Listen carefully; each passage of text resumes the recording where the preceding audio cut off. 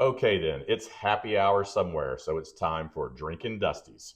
I'm Steve Russell, I'm Charles Cox. and this is where we unveil old dusty bottles of bourbon and other whiskeys sometimes and see if they have made the trip, so to speak, and are worth still spending the money on and drinking, or maybe whether they should have remained covered in the sands of time. Hopefully this one will be in the previous category you mentioned.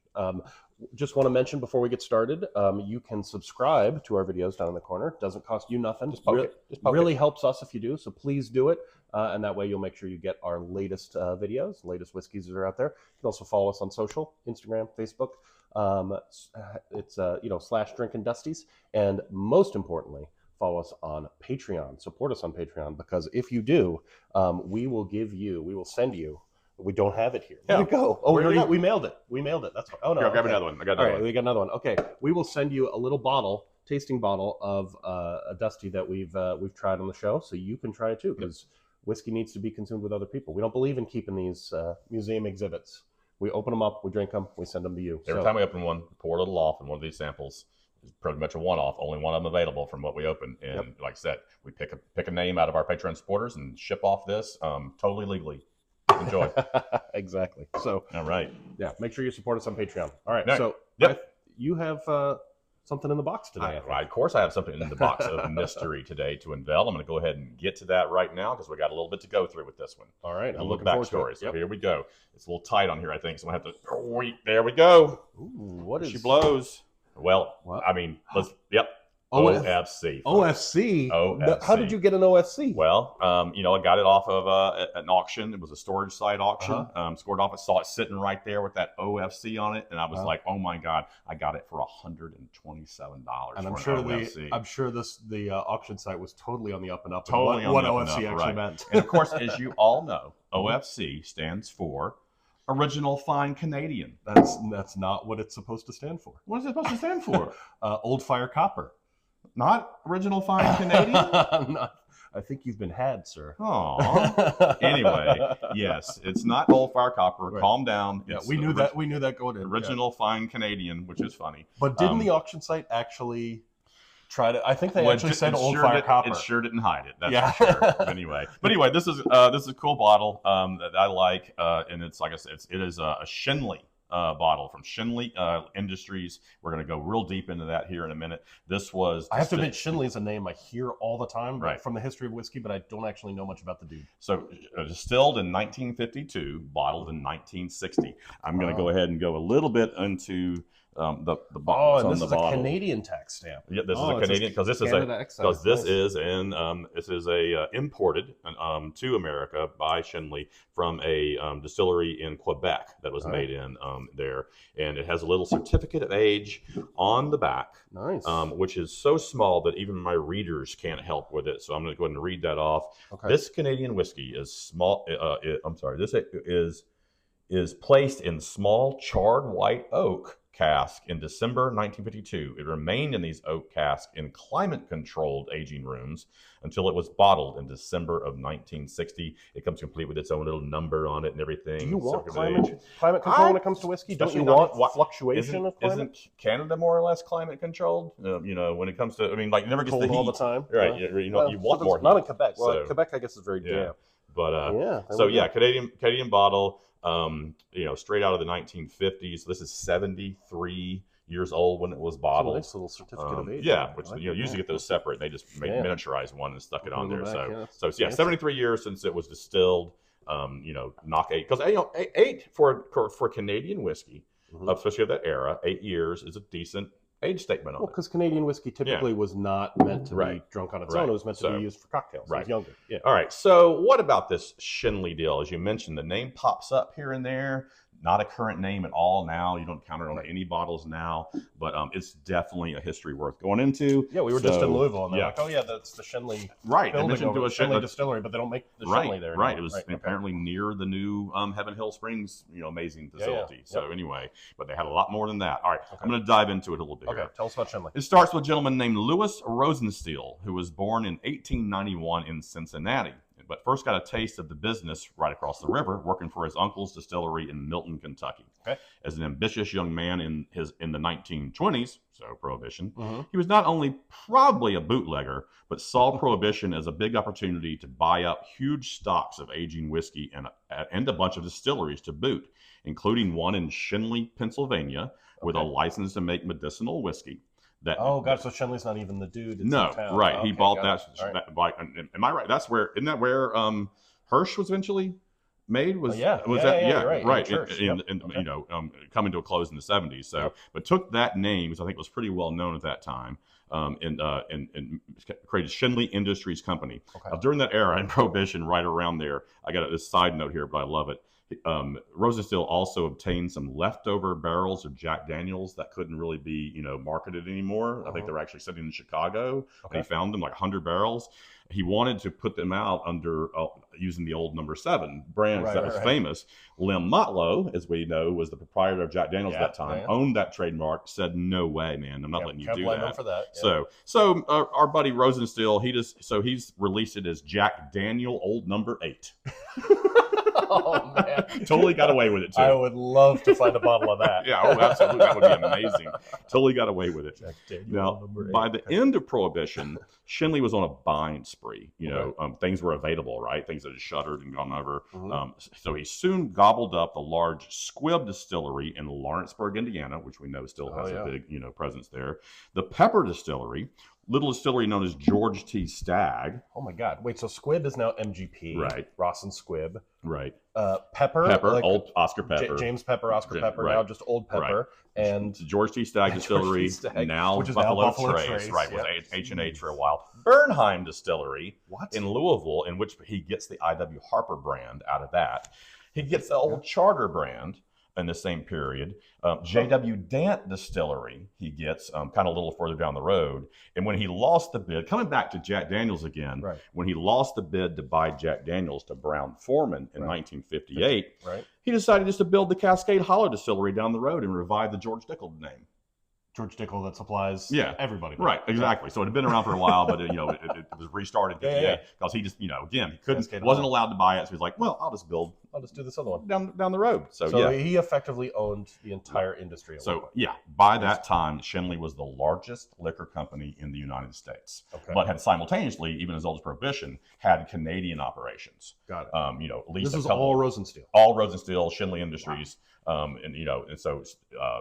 Bought bought things in Canada so that he could bring some things back down during Prohibition. Yeah, that's smart. But this bottle, was in the 50s. What's interesting about that time period is, inevitably, in retrospect, Shenley was probably sitting on too much production capability and too much aging whiskey, including. Certainly because he had ramped up when the Korean War was coming, having the experience of World War II behind him. At that point, he was like, "Oh, the government's going to make us switch over to making, industrial alcohol." Yep. So they ramped way up, as did a lot of other distilleries during that time too. So they're all, including him, and he's a major player at that point, sitting on a lot of stock right as tastes are changing and people are going for lighter stuff and other kinds of liquor. Yeah, I had read people sort of blaming him for the glut because he ramped up so much, but then everybody else followed his lead. I think that's probably a little much. Also, I'm not sure that quite works because he's still ramping up in the late 50s. So I don't think it was. Well, I'll say this: I don't think it was totally the Korean War because he's still, starting George Dickel in 1958. So I don't think it was totally that. Full speed ahead, regardless. Yeah. So glut hits. He's sitting on a lot of whiskey. Not great times. But in 1968. Probably as good a time as any, Rosenstiel sold his interest in the whole shooting match and retired. And the new owners started kind of selling off piecemeals of what had been this amazing liquor empire, kind of piecemeal. So he ends up, Rosenstiel dies in 1976 in Miami Beach at the age of 84. And then kind of the tail end had a of little it. bit of money in that bank account. And then basically about a decade later in 87, what was left of Shenley was sold to United Distillers. Oh, okay. Yep. And the name of Shenley at that time basically ceased to exist as anything active in the industry. Right. But it doesn't, honestly, you pick a brand almost, and if you follow it a couple of steps back, a couple of steps sideways, you're going to encounter that Shenley name. Just almost any brand. I do find that fascinating. Like basically you can you can give, if you want to, you can give Rosensteel credit for keeping so many brands alive that otherwise were going out of business, resurrecting things. But you can also give him a lot of blame for overproduction at the time when overproduction crippled a lot of Absolutely. So this is a guy. Best of times and worst of times. That's a guy who, an opportunity knocked. He knocked back really hard, like really loud. Well, if we had anything in our glass yet, we will drink to you later, Mr. Rosensteel. Yes. So I'm now intrigued to try this. Sure, it's a Canadian whiskey. We're probably not expecting to be knocked out by it, but I like the era of it, and plus it kind of hints on the back here. They're really trying to tell us it's a bourbon, with the charred oak white barrels and the O.F.C. name and the O.F.C. So we think they were trying to make a bourbon in Canada. Couldn't call it that. I'm surprised almost they didn't just put spell it with K-E-Y instead of K-Y on it, right? But which they did sometimes back then. But anyway, well, we should. Sorry, I don't want to interrupt, but I Yeah. just want to point out, because not everybody who's watching this knows tons about old whiskeys. O.F.C. pretty much one of the most revered brands in bourbon. That was Colonel E.H. Taylor's brand. He was pushing that O.F.C. brand, and that's always been seen as sort of the pinnacle of. If you've taken the Buffalo Trace tour, you've seen the Rick House that still has O.F.C. on it. Yeah, exactly. So clearly trying to capitalize on this as the auction house that sold it to you was. So Jack Daniel Old Number 8 and original fine Canadian. So I think it's trying to. Drink that dusty. All right, and try this O.F.C. And I do want to say that I don't have the same apprehension about Canadian whiskey that you do. I actually have some of my favorite whiskeys are Canadian, right? But Canadian whiskey blend. Yeah, historically Canadian whiskey is more blended whiskey meant for cocktails, like the Canadian Clubs and Seagrams and stuff like that from this era. They're not bad whiskeys. They're just going to be lighter, mellower. They don't have the same rough around the edges qualities that people love in bourbons. But maybe this one will be different. I'm ready to crack this baby. Yep. Like I said, been sealed up since 1960. Canada excise tax. Canada excise tax, sealed since 1960, distilled in 1952. We're about to release it to the world again. There we go. Because we believe in drinking them, not collecting them. All right. Why don't you pour that? Okay. And I will start going through some of the events that were going on. I love the wrap. Oh, the design of the bottle. The bottle is beautiful. I hope you can see it on camera. The way it has this swirl pattern to you. It just feels like 1960. Yeah, absolutely. The look of that era. And I wonder whether the large format of it is a little bit, the coming of the glut. Like I'm sitting on a lot of whiskey. Let's start putting it in bigger bottles. I mean, this is definitely larger than the 750. Is this I think it's a liter. I think it's a liter. It doesn't even say, but it's definitely large. So it's either 4/5 quart. 40 ounces. It's a 40. 40 ounce. We got a 40 of whiskey. An O.F.C. 40, baby. All right. Well, let's take a quick sniff, and then we'll let it breathe a little bit more while I read off. Yeah, actually, I should leave this open. Let the bottle breathe too. Nothing funky. We do like to let it breathe a little bit before we try it. Also, we like to not doctor it with ice or water up front, so we can taste it at its real flavor, and then we have ice and water if we need to add it. You drink your whiskey however you damn well please. Charles likes to let it breathe in his sweet little Glencairn. Glencairn, I do like my Glencairn. I like to lug it into my Glen Campbell. So, all right, what do you any notes right away? It's mellow. Yeah, it is mellow, but not in the sense. Some of the whiskeys we've had, it's like, oh, it's barely there. It's there. This has a very nice caramel smell to it. I'm getting just a little spice. A little bit. It definitely smells more like a bourbon than a Canadian whiskey to me. I think you're right about that. But all right, so while we let it breathe a little bit more, I'm going to take you back to 1952. Okay. Usually we talk about what was going on when it went to the bottle, but we did a 1960 recently, so I jumped back to when it's also so prominent on the stamp that it says 1952 on the stamp. But to be clear, we're aware this was actually bottled in 60. Yeah. It was barreled, distilled and barreled in 1952. Right. 73 years ago, in world events, Dwight D. Eisenhower defeats Adlai Stevenson in the U.S. presidential election. Adlai Stevenson was a Princeton alum. The United Kingdom, I don't know why that's relevant here, but the United Kingdom's Princess Elizabeth becomes Queen Elizabeth upon the death of her father. And then went on to nothing after that. Yeah, nothing after that. Her father, King George VI, the U.S. detonates the first hydrogen bomb, codenamed Mike. That's the best code name. Right. Fat Man and Little Boy were awesome. Right. And they go with Mike. Set off Mike over there. We're going to blow up Mike. In the Central Pacific Ocean. Okay. And the Winter Olympics are held in 52. I don't remember. Oslo, Norway. Oh! How did I know that? I should have guessed. I put that in there just for him. It's a good town. Just Good for him. town. Holmenkollen ski jump. Love it. And a presumably attractive young woman from Finland wins the first Miss Universe pageant. 1952, first one. Okay. You don't even have her name, though. No, I don't. I couldn't pronounce it. I just couldn't pronounce it. Yeah, but presumably an attractive young woman. Yep. In movies, High Noon, The Quiet Man, and Singing in the Rain are big at the box office, while An American in Paris actually wins Best Picture at the 24th Academy Awards. That should have gone to High Noon. Yeah, I know. I'm telling you. In TV, The Today Show first airs. Wow, 70, that long ago? Yeah, 73 freaking years ago. Wow. The soap opera The Guiding Light transitions from radio to TV. Okay. And the I Love Lucy episode, The Marriage License, is the first TV show in history to be seen in 10 million homes. 10 million? Yeah. Wow, that's huge. Right, absolutely.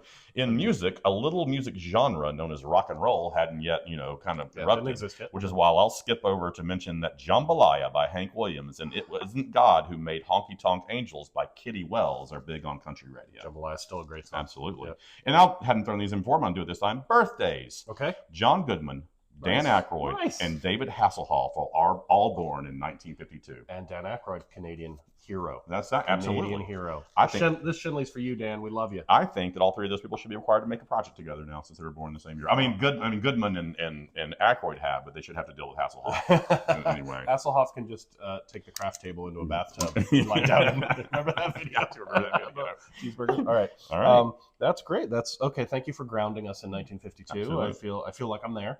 And Let's do it. And this, I'm so. Wait, you sure? Let's do it. All right.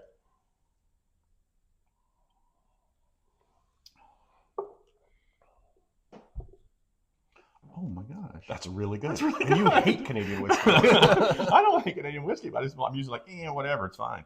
This is, see, I think they tried, it's They very tried to make bourbon-y. it taste like bourbon. So, which I'm wondering how. Yeah, 'Cause given this- the climate control thing. So, Canadian whiskey from this time, not that it's bad, it's just lighter. It's more. It's meant for cocktails. Like And this Canadian is- clubs meant for Right. cocktails. This is by no means heavy. no, but it's meant for sipping because Yeah. it's got nuance. I'll totally It's got sip this. you taste the oak. You taste. I mean, it's very sweet. Mhm. Definitely very Yeah. sweet, but it's not just like one note sweet. There's Mhm. caramel. There's brown Yeah. sugar. There's That's a good way to put it. maple syrup. Is that the Yeah. power suggestion because it's Canadian?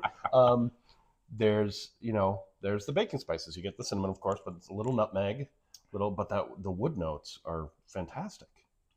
Wow. And it's smooth, but there is a little bit of a burn, so you know the alcohol's there. So I don't So know. well I don't know if this is a good or a bad thing, Okay. but I feel like it has the same, like the beginning of it, the middle of it, and the finish for me are pretty much the same. Yeah, It's not a whole. It's not like it's consistent all not the way changing a lot as it goes through my palate, but all of it's good. and it does have that nice lingering tingle, Yeah. like I don't want to say cinnamon again, like a Mhm. big red gum. Yeah. It's got that big red gum quality that just lingers on your tongue, that tingle. And I got this whole big bottle to I drink. know, this is great. I thought it was gonna be like, All I right. have this whole big bottle to drink. Now I'm like, I have this whole big bottle. So we to have drink. seen a lot of Shenley in estate sales, like Yeah. apparently a lot of old people who are passing away now or moving to Florida. Maybe they're just Yeah. moving. Let's not take the dark side. Let's not do that. They're maybe just moving to Florida. They're getting rid of stuff in their houses, so their houses are getting cleaned out. They all seem to have bottles of Shenley Yeah. for sale. So if you look at garage sales in your area, you look on some online estate sales, you'll probably find some Shenley. Get I it. highly recommend Get this. it. This is great. How much was this? This, if I remember right, this bottle. This is the bigger of the two I bought. Remember, I bought Right. the other one. It was slightly older than this Right. and smaller, and had like a separate certificate of age when Yeah. it was like 5 or 6 years older than this one. This one I got for all in 127, Okay. and almost immediately had a buyer's regret that I felt like maybe I'd paid too much for a Canadian whiskey. But the era of Right. it was so appealing to me in 1950s. Yeah. You know, and that was before I really had. I knew of Shenley, but hadn't done a lot of. So that I've around. gotten a couple bottles of Shenley Right. too that I haven't tried yet. Mhm. Now I'm definitely Right. going to. That were from after this. So one was I think one was 58, like distilled in 58, so Okay. bottled in and the other one was even later 60s. And I think I got those for around the $40-50 Yeah. range. So right. So yeah, but I do have another one a little bit older. Now I'm really intrigued by that one, but I'm gonna drink this one, down first. Definitely pulled this on some friends who will possibly believe that it's O.F.C. This is great. It's good. It's really good. Yeah. Okay. So I don't want to go too. I don't want to Great. make everybody think Yeah. like this is the greatest thing we've ever had. But It's not, expectations were a little low. Expectations were a little low, but it's definitely exceeded expectations for a Canadian whiskey. I mean, it is only 86 proof, right? Oh yeah, what is it? I didn't even. Is that what it says? 86.8 proof. Yeah. Friggin' Canadians, you just got to be different, right? With your 110-yard football field and 3 downs instead of 4. It can't just be 86 proof. 86.8. But that's great. I could totally sip this. I'm glad it's not an 80 proof. I think if it was 80, it would be like, that's too light. Right. Look how beautiful the little embossed area. Yeah, it's a gorgeous bottle. It's an absolutely gorgeous bottle. Wow. Man. We will be proud to now add it to our I don't know if it'll fit. Shelf of. It's a honker. We'll haul out something else. Anyway.